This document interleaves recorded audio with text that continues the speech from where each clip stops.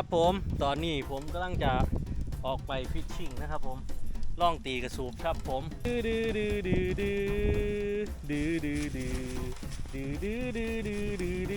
อะไรอ่ะ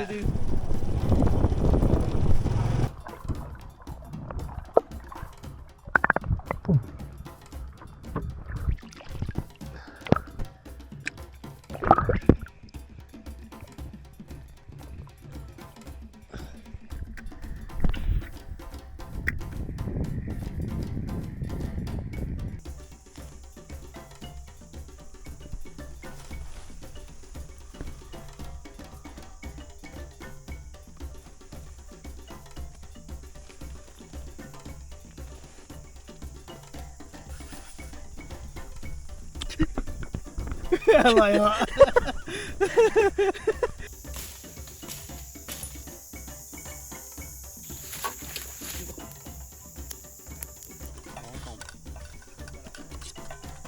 ตบจังเลยครับตบ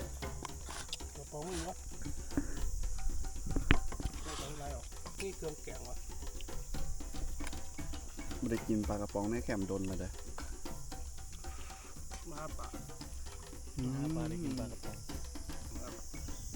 สิ่งที่หาได้เนี่ยมาป่าปองเกือบถึงรถถ่าย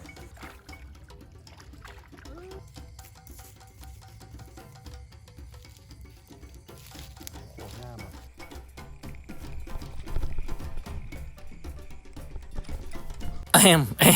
รถแลนด์ไปทัวทีบทัวแดนเบ้าแล้วกับไป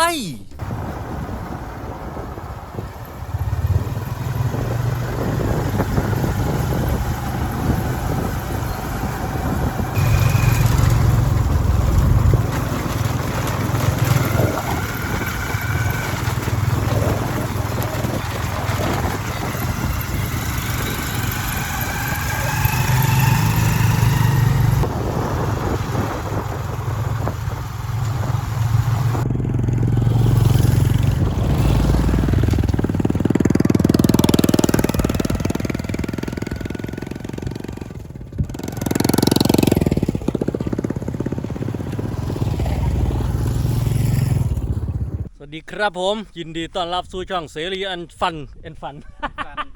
เสรีอันชั่นแฟมิลี่ครับและนี่ก็คือรายการโลดแลนด์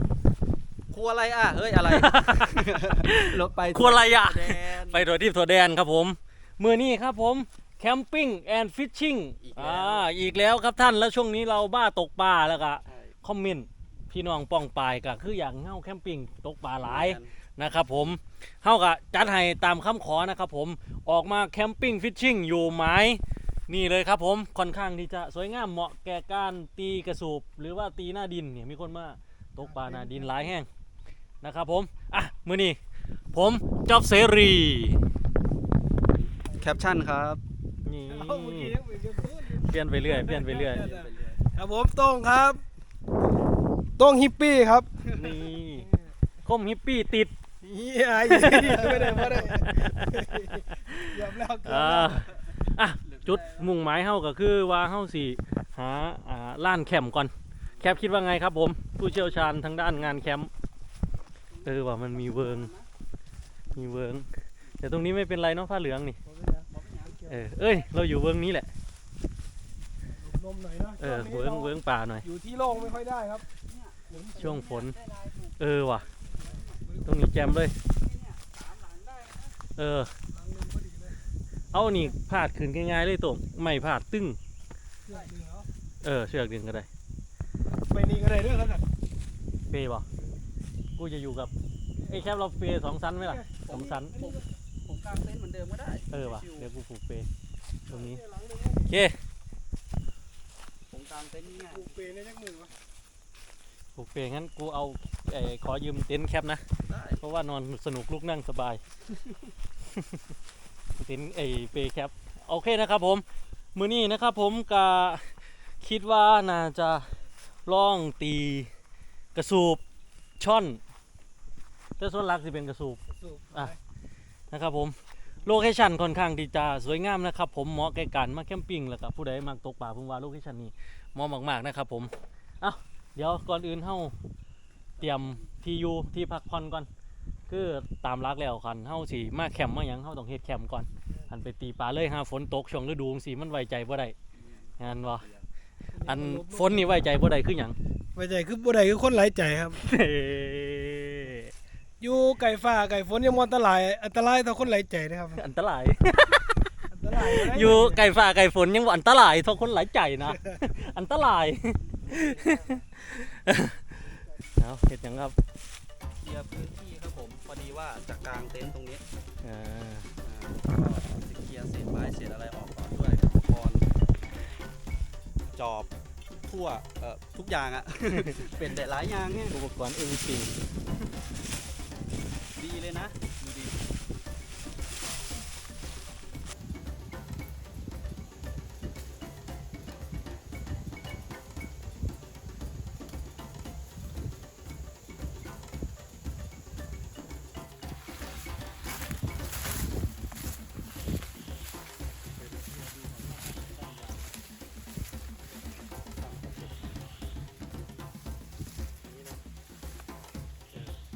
พอดีแบบพอดีเปแบบเป๊ะๆเลย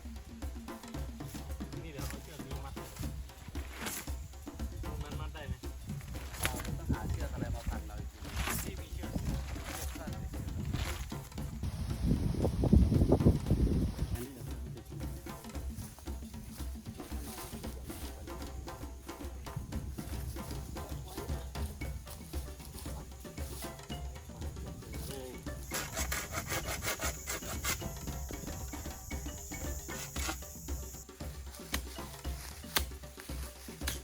ครับผมตอนนี้ผมกำลังจะ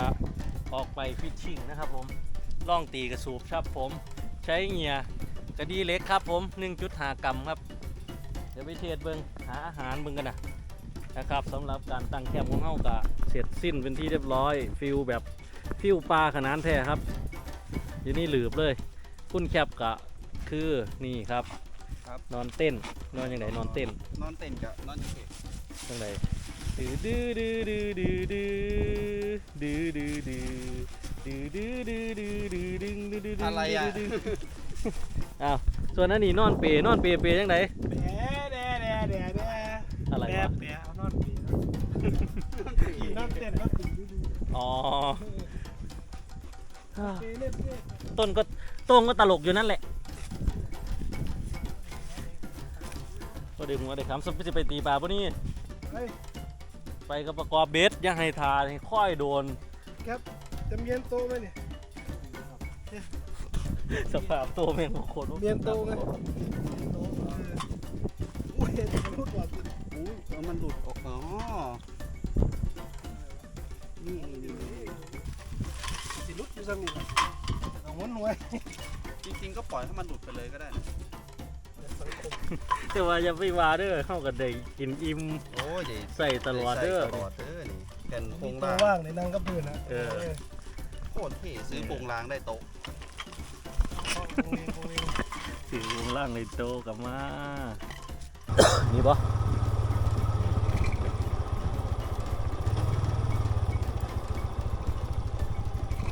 โอ้ยลงไม้คือปะไอ้จบ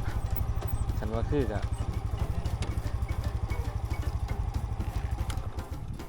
ฉันว่าคือกันลุย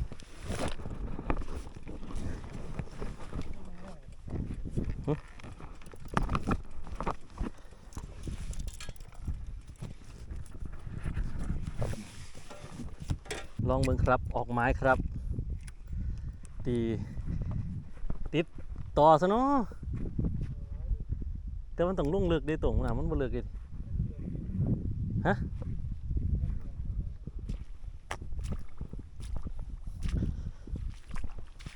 โอ้น้ำฮ้อน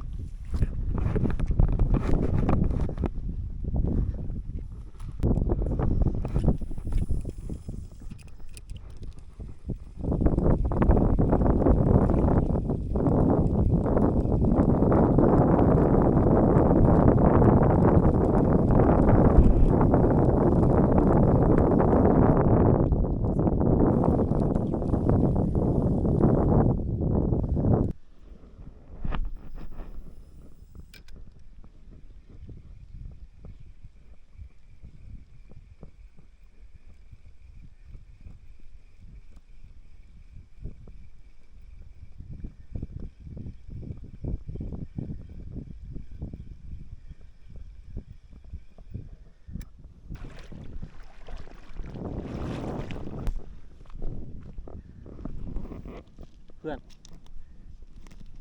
กูติดมอง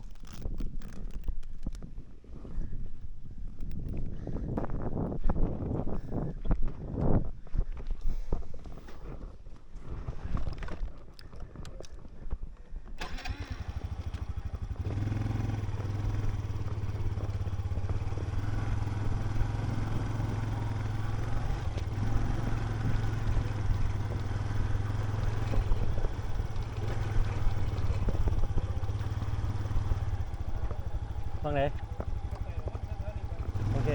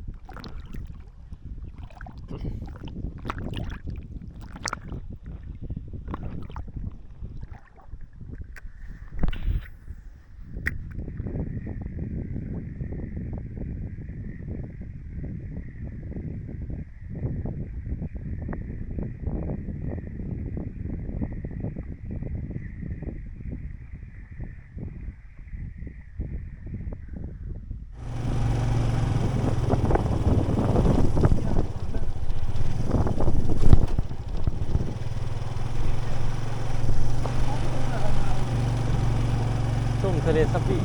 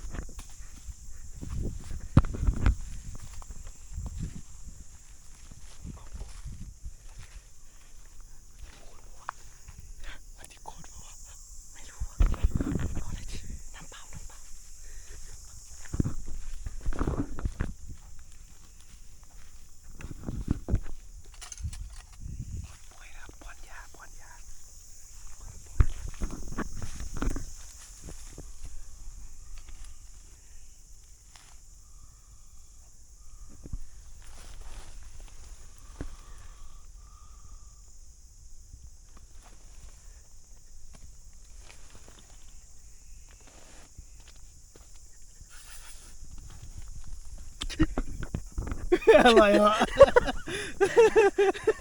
เฮ้ยกินน้ำอะไรลงไปเนี่ยเฮ้ยเค็มไหมเค็มไหม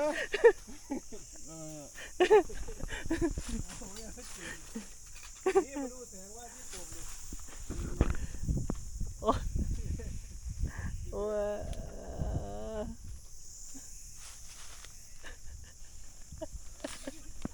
กินอะไรกินน้ำอะไรสรุปการล่าช่วงมึงนึงหันนะครับผม0 แต้มมันไม่ได้ย้อนหยังเพื่อน มันดีป่ะ อืม ลมแห้งน้ำเนี่ยเอาสาระป่ะ เอาซะละ ลมแห้ง อืม มันกินมันท่านเป็นเวลาครับต้องเมืองย่ามือเสา อืม เดี๋ยวคอยล่ะไปบรรยากาศดีแห้งครับโคตรชิลอู้ย แจม เป็นโท แต่ ง ว่า เลยครับ นิ้วเขาแล้วเฮ็ดข้าวเขาก่อนเฮาจะแบกแจกหุงเขาก่อนขันแรกเลยจ้ะ มือฮะ มีอยู่ในกล่องเอา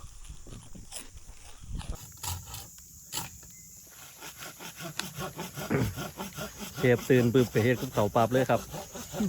เชฟโอ้ตวงย่างดีบ่ แมน เรื่องนี้ทำให้รู้ว่าไม่ควรไว้ใจใคร อ่า ไว้ใจไผบ่ได้เลย มาแต่ตอนไหนขึ้นเงียบแท้บ่ได้ยินเสียงรถเสียงหยังเลย อย่าว่าเลยอย่าว่าเงียบเลย จริง ตรง ผมไม่รู้ตัวเลย เข้ามาเงียบปานนั้นบ่จ้า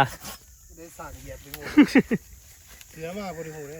ขาบแลนเลย ผมไม่รู้ตัวเลย ผมรู้ตัวอีกทีนั่นแหละพี่อยู่หน้าเต็นท์แล้วก็หัวเราะกันคิกคักแล้วผมก็งงอะไรวะ รับลึกแสดงว่าเหนื่อยจัด เหนื่อย ลึกจริง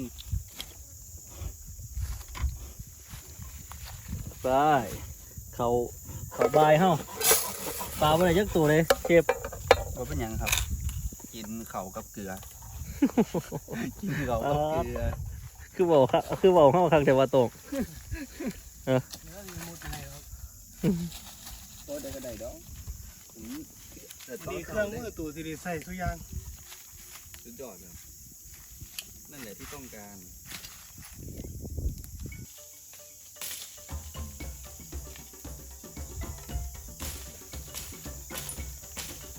เอาติดซะ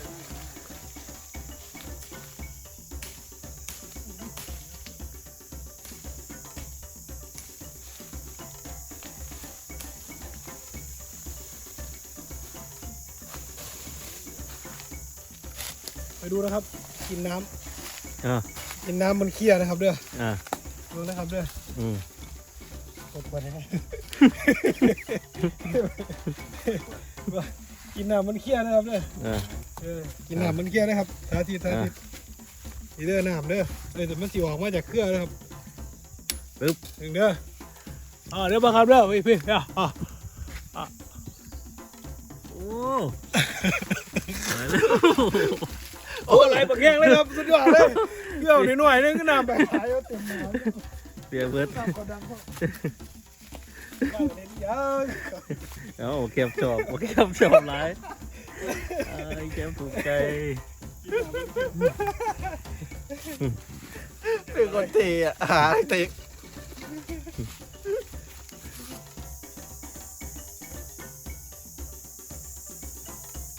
จะสูบหลายวันนี้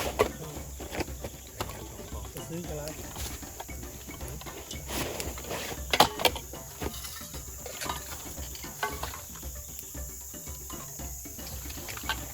เด็กแคมป์กราว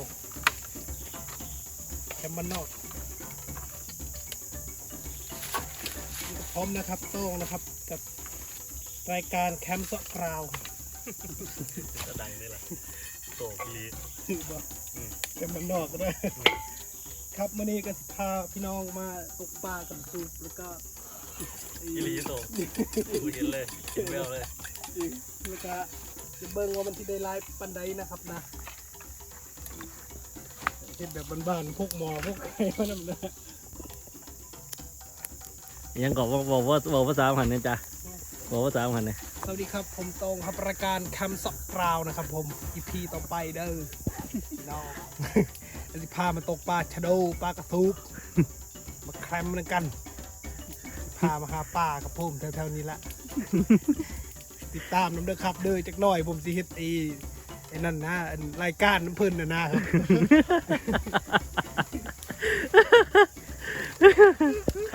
บ ซื้อรายการยังรายการยัง แคมป์สกราวครับผม หรือแปลเป็นภาษาไทยแปลว่าแคมมันนอกครับผมมีคนถามว่าผมบอกสำเนียงนี้เป็นคนไซผมเป็นคนลาดลี่อืม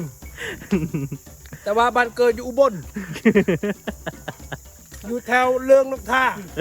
ผมขนมกับผม ทับพีก้อน เปิดเขาโชว์บ้างล่ะผัวหมอ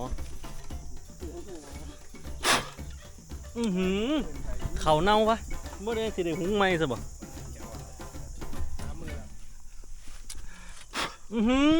เน่าอีหลี เอากระดับตวงแล้วบ่หอนดอก บอกว่าเดี๋ยวจะมวยเลยอ่ะเติบอยู่ได้เพื่อนเลย เฮ้ย จะต้องยกมือให้เขาอ่ะ ยก ต้อ มื ง อย ก ว่า มือให้เขาเลยอ่ะ ยกนิ้วยกนิ้ว ยกนิ้วไหน นิ้วนี่เฮ้ยอย่างนี้อย่างนี้ เออ เดี๋ยว เฮ้ย เหลืออีก เฮ้ยมึงไปพูดอย่างนั้นเดี๋ยวไม่ได้รักษาฟรีนะเว้ยครัวมอนะเว้ยคนนี้ แต่พี่รับฉีดยานะ ไอ้เอาไหวเจ้าทีคนนี้ยังไม่ได้สุก เขาซื้อน้ำมาถวายเป็นแค่ขวดนึงตัวมองว่างขวดนึง มาเด้อกินข้าวปลานี่มาตั้งแคมป์อยู่ในป่าพุ่นแล้วบุ้ยพุ่นแล้วบุ้ยเต้นพุ่นแล้วบุ้ยเปย์พุ่นแล้วบุ้ยพุ่นแล้วเปย์นวลเปย์พุ่นแล้วบุ้ยถอดไข่พุ่นแล้วบุ้ยหุงข้าวพุ่นแล้ว ขวดน้ำนี่มันแมนยี่ห้อเดียวกันบ่มันก็ดากไปเลยอีก เฮ้ย เดี๋ยวเลย มึงลิ้นผิดขวดบ่ กูไปลักขวดได้มาใส่กินเลยอ้าวยูตกใจเบิ้นขวดไอ้เบิ้นเอาว่างไว้ ใช่เบิ่งเนี่ยมึงกดเนี่ย คือโบราณไว้เถอะวะ ร้อนแล้วนะ อืม ไม่อันนี้ก็มีรอยเหมือนกันนิดหน่อย มันมี มี แล้ว เมามี มีแล้ว มี มีแล้ว เราจะอุปทานเพื่อนดิ อุปทานหมู่ อุปทานเพื่อนพูดแล้ว คิดโดนเอียง พู อะ ดแล้วตัดตะเลตากข้าวแบบเต้นได้นี่จันช่วย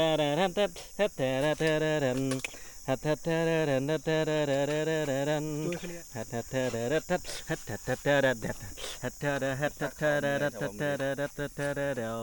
อวหวาน เอลวานพวกเอลวานอืม เอวหวานพี่ ผัวหมอ สวัสดีครับผมผัวหมอรัฐบาลสมโจยผัวหมอ รายการสกราแคมปิ้งนะครับ อืม โอเคถวายปูครับ สวัสดีครับ เอ้ยขอบคุณครับคุณผัวหมอผัวหมอผัวหมอนี่เลยรัฐบาลสมโจยเอ้ากินเลยจ้ะ เอาคือบ่เอาเบ็ดให้มัน ขึ้นไปมันไปหาเองมีมะหม่าพร้อมด้วยเฮ้ย อ๋อต้ม ผมอะไร ต้มจังเลยครับต้ม กระป๋องมือเนาะได้ของลายออก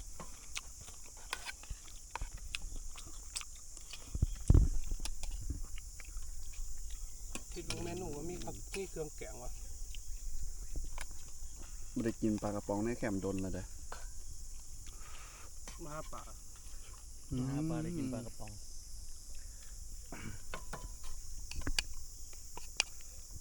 ครับสิ่งที่หาได้เนี่ยหามาหมาปลาป่องนี่ของแซ่บ เอาแบบสำเนียงนะ เขาไม่นี่ครับของแซ่บครับผมแหนมปุ้มสีเหลืองกรอบแล้วครับกรอบกรอบครับ เนี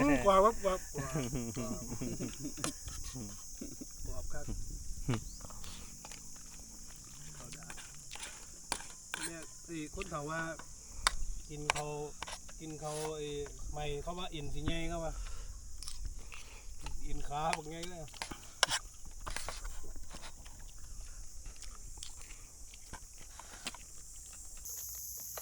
โคตรพีกอะ โอเค มันเกิดมาท่านปลากระป๋องยุคกระป๋องละหาละ10บ่ หมูครับ แต่ที่สำคัญครับผมก็หูกันละกระป๋องมันเหรอบ้าง ผมทันนั่นนี่นะก๋วยเตี๋ยว10 บาท อ๋อ 7 บาทแล้วพิเศษ แม่น 7 บาท 7 บาท แม่ให้เงินไป5 บาทไปโรงเรียนมึงอยู่ป ใช่ทันอยู่แบบนั้น .6 อยู่อนุบาลกูได้ไป2 บาทแบบหลายตั้ง2 บาทตั้งจำว่าได้ว่ากินอย่างเนี้ยขนมไก่ยี่เกียมเมื่อแล้วยังมือเรา ขนมไก่ยี่เกียบ เดือนอันซี สาม ได้ เป็น หลาย พวกนี่กูมักแห้งเลยกูมักความเป็นน้ำซอสมัน ว่าส่วนมากว่าได้กินเนาะขนมซื้อเจ้าของเหรียญของแถมมันน้ำขนมนะแบ่งกันกินอ แส ร่อย ดงว่าอิ่มเลยนี่ บ่เวลาต้องกันกินผู้เดียวมัน ไฮไลท์พร้อมอ่ะ มันเขินๆ มึงนี่คือกินหลายก็โมยอยู่แล้วเนี่ย อิ่มแล้วคนหักหมาครับ เดี๋ยวนี้ ปลากระสูบไม่ตัวเดียวตกได้ก็เอาให้หมาครับโยนเลยเพื่อนมันหยานเฮา แมงหอนๆเลยบาทเนี่ยตัวแก้วนี่แหละ ปลาก็มีตัวเดียวครับนี่แหละครับหักหมาครับ มันขาบบ่ มันยางมาแล้วตัวมันยางมาแล้ว มันเลยมันหอนเนี่ยเดี๋ยวแล้วมันกินว่าอะไรดิ มันดมดูอยู่เฮ้ยมันเอาอยู่มันจะเอาไปให้ลูกมันด้วยไง กูคนนึงอ่ะ เป็นยัง ที่เห็นหมาเราหัก หากหมา แม่ เอ้ยดมแล้ว สงสารมันหากิน กำลัง บ่ได้ กินแล้ว เฮ็ดหน้าบ่เป็น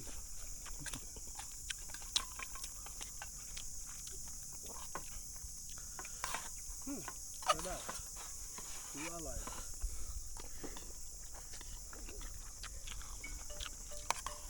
เป็นมือที่บอท่านได้หมาน แต่ว่าจะต้อง แต่ว่าเราหมานวิวนะ เดี๋ยวเราสิลงไปอาบน้ำกัน นี่ครับบรรยากาศโอ้มีฝน เกือบถึงบนถ่ายทำไมผมไม่ได้เอาโทรศัพท์มาล่ะทำไมผมไม่ถ่ายผมรู้แล้ววิธีการง่ายๆก็คือเข้าตรงนู้นแล้วก็ค่อยๆว่ายน้ำไป เพื่อไม่เห็นกางเกงในค่อยให้เห็นสัดขึ้น อยู่วาด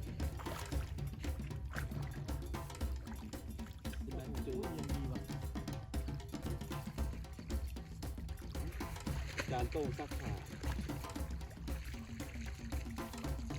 อ๋อพี่จ๊อบก็เลยใส่รองเท้าลงเลยใช่ไหม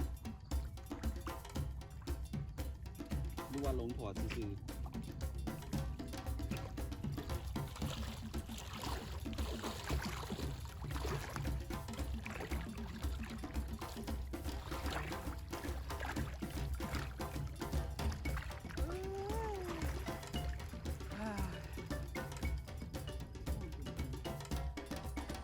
เสื้อกินปลากระป๋องเนี่ย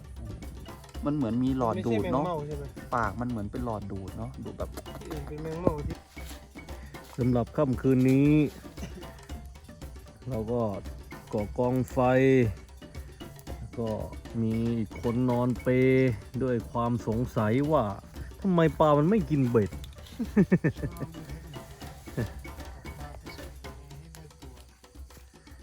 ตลาด ครับ นี่คือกองไฟของเรา เชฟของเราก็ได้รังสรรค์อาหารอย่างเดิมก็คือการหุงข้าว เนื่องจากเราไม่ได้ปลา เอาไว้จังไหนดี เราก็เลยต้องหุงข้าว เดี๋ยวขอเคลียร์ฟืนกันให้มันสามารถวางได้ดี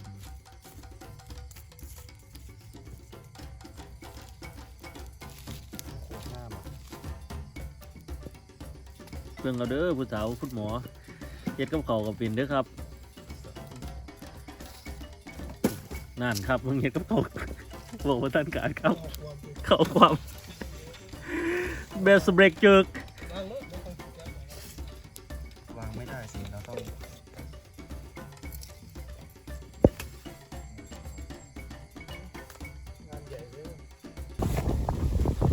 เวลาดึกครับผมมาแล้วครับฝนมาอีกแล้วโอ้ลมกำลังพัดแห้งเลยใหญ่สัมภาระกลางดึกอีกแล้วเต็มกราฟเต็มกราฟ เรียนลงมาไหน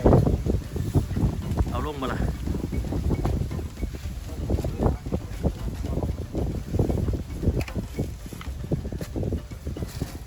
คุณคิดว่าฝนจะตกไหมครับคุณแคป แน่นอนเลยเหรอ ฮะ ตกแน่นอนครับผมพอต้อง ก็ตั้งแต่แคมป์มาช่วงนี้บ่มีช่วงใดว่าฝนบ่ตกเลยเดิเต็มกราฟไปลีว่ะ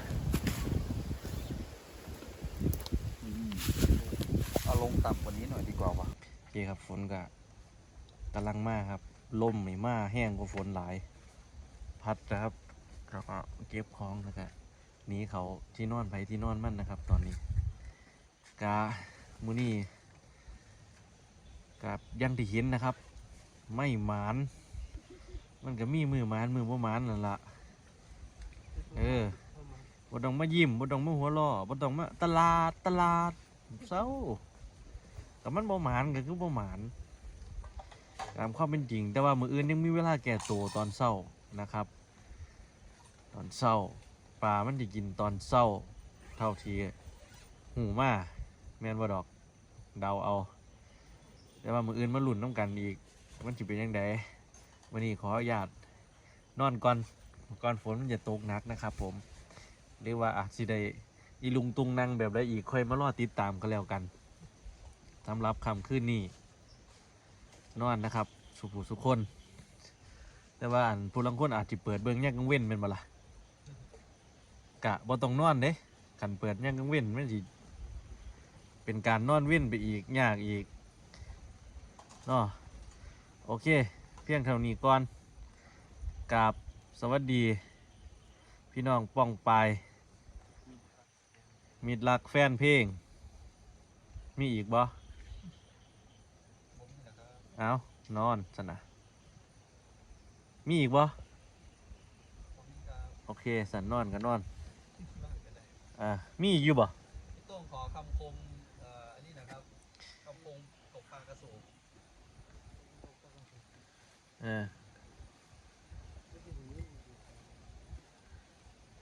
นอนครับฝันดีครับฝันดีจ้า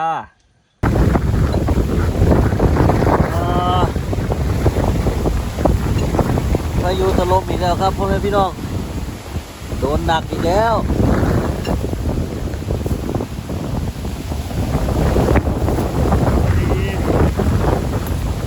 ฝนมาแล้วครับ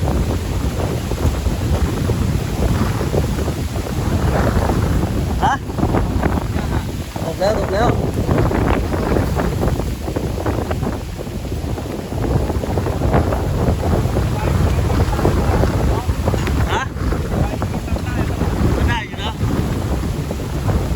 นี้นะ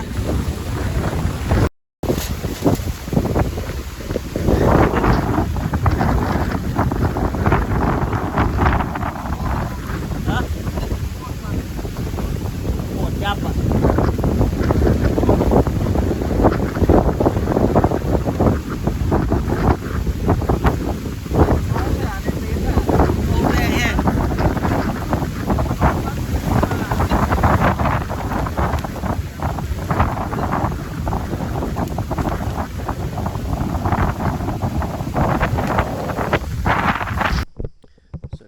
ตอนเช้านะครับก็เป็นเช้าที่ค่อนข้างที่จะเพลียนะฮะเพราะว่าเจอพายุถล่มเมื่อคืนนะครับก็เดี๋ยววันนี้ตื่นในเช้านะฮะออกไปล่าปลากระสูบกันนะครับผมแสงยังไม่ขึ้นนะฮะก็ไปดูว่าจะมีปลาไหมหลังจากที่เมื่อวานไม่มีตัวนะฮะวันนี้เฮามาลองดุนเบิ่งสิได้ตัวบ่ไปลุย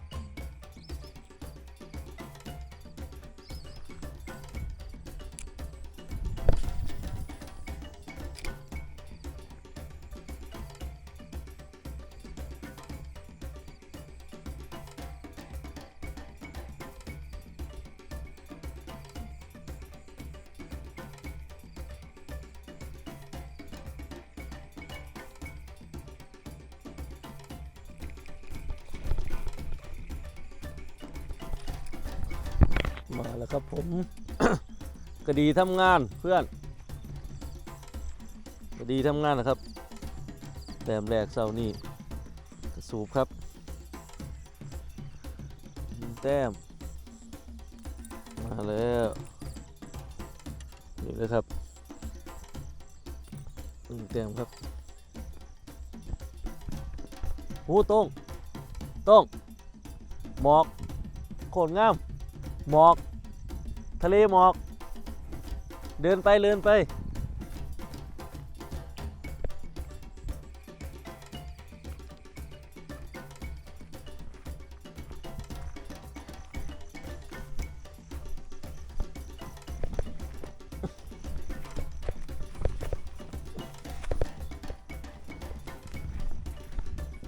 หนึ่งแต้มครับหนึ่งแต้ม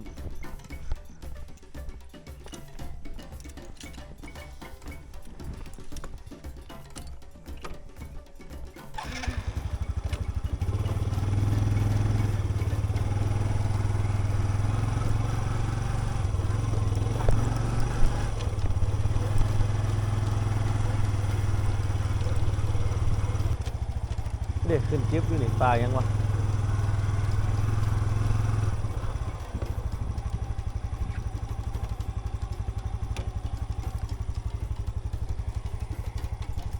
ทะเลหมอกฝั่งนู้นพุทธิ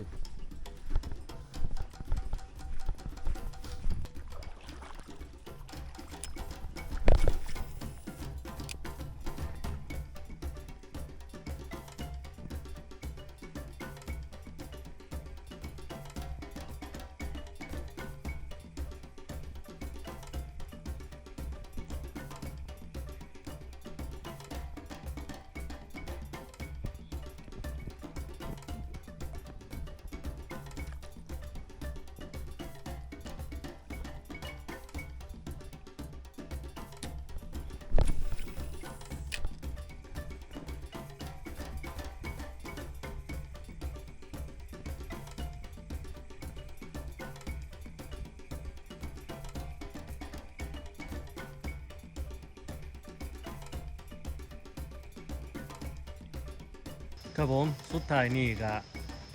สิมีหยังบอกสิมีหยังบอกสิมีบอกหยังสิบอกหยังดีสิมีอะไรเนี่ยสุดท้ายนี่ก็มีหยังสิบอกมันต้องมีมือประมาณสวัสดีครับ